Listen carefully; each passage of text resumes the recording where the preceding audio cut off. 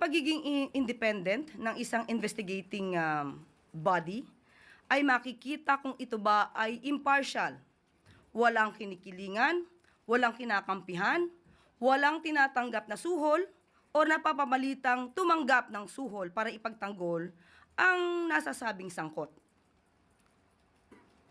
Ang ICI ay isang independent commission, mag-iimbestiga, at saan ba sila kukuha ng mga impormasyon? Sa lahat na maaari nilang pagkakuhanan. You just cannot get evidence out of thin air. Magmumula rin ito sa mga dokumento mula sa gobyerno. Hindi lamang yun ang titignan ng ICI. Lahat ng anggulo na maaari nilang makuha para makumpleto ang ebidensya, kukuhanin po nila.